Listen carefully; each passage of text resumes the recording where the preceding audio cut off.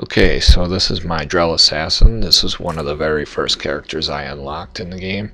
I rather like this guy, except he is a little bit squishy.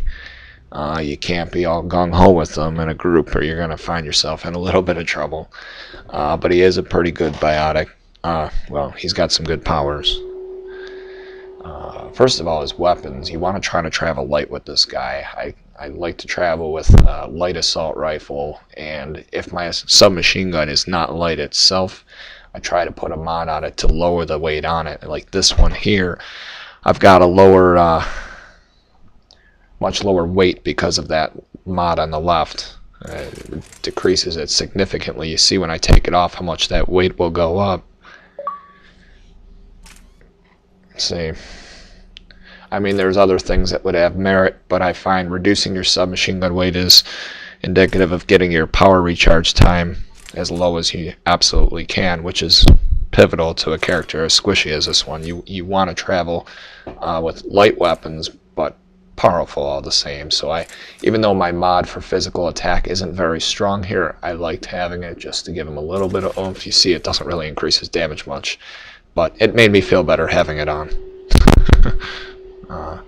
There's probably other things you could substitute if you think they have more validity to you, but what I like about this gun, you see on the description on the bottom, is it does well against armor naturally without a mod. So even if you unlock this gun and you don't have any mods for your submachine guns yet, just the fact that this gun does well against armored characters like your Atlases, your Dragoons, stuff like that, gives you a little bit of pop that you might not have had otherwise.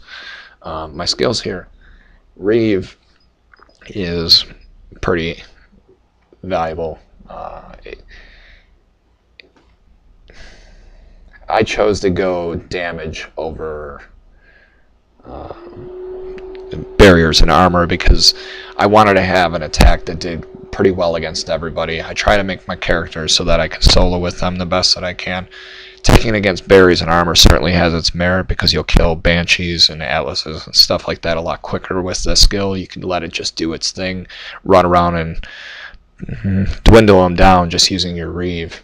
But I chose recharge speed, or rather I chose damage reduction over recharge speed because, like I said before, this guy's rather squishy, and having the damage reduction is pretty valuable to him.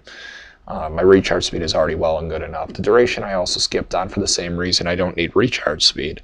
I've got almost just less than 3-second recharge speed. I don't really need the extra duration, so I chose the damage protection and the power rather than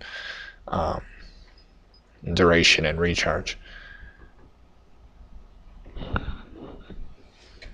The radius, therefore, was the better choice. I'd be able to attack more characters at once with the Reeve rather than worry about getting it back faster, because I'm already getting it back faster. It just makes sense to me. Pull, the same thing. Look at the recharge I have on that. I can pretty much tandem pull all game long, and it doesn't ever run out. Pull. I mean, as long as they're red targets, they're constantly going in the air. While you have them in the air, you can then get your biotic combos with your lift grenades. Cluster grenades, excuse me. So I chose the duration and combo effect over recharge speed because, once again, I don't need recharge speed. I've already got it. So the damage and combo were the better option. Expose isn't bad. You have them lifted in the air as much as I can, but I wanted the actual damage because I wanted credit for that damage. I didn't want to give everyone else the credit for the damage, right? So I took the damage for myself. Duration increases the duration by 100%. Yeah, that's nice, but when I can tandem pull every 1.5 seconds, who needs it? I'll just take the radius and throw more characters in the air, right? Of course, makes more sense. So that's what I like about pull. I can pretty much use it relentlessly. And my grenades, I always like to take more grenade counts and shrapnel counts as opposed to things that might increase my biotic combinations better, I guess. Either one's manageable, especially if you've got a mod, a gear mod that'll give you +5 grenades in a fight. You probably don't need the grenade counts as much, and then you can go more for your damage combos. I, for now, didn't because my grenade mod isn't very high yet. But it would definitely have its merit to take the lower side of these trees later on. Um, so I took the force and damage on tier 4 there because I didn't at the end. But I did that full well in mind that I was taking shrapnel in the end and sacrificing the force and damage at the end. So because I didn't want my force and damage completely nerfed on my grenades, I took it early knowing I was going to take shrapnel late. What the shrapnel does is it gives you an extra little bomb to come out at the end. And it can help. Every little bit of damage helps, especially when you're throwing a bunch of them at something and they don't survive long. The Drell Assassin, I pimped it up to tier 5 just to get the extra power damage for my skills. And then of course, with all my characters that rely on lighter weight, I took the damage and capacity. This makes my heavy weapons that much lighter and allows me to get my skills off quicker, because obviously if your weapons are weighing you down, your skills are going to take that much longer to get you a good recharge time. You want to be able to use your skills as much as you can in tandem with your weaponry. That way you're getting the kills before everyone else and probably ticking them off. I put the last 3 skill points into fitness because he is very squishy.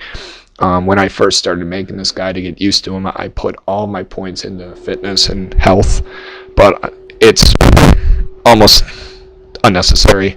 I mean, even if you max all your health and fitness out, health and shields out, it's not going to bring it up that much different.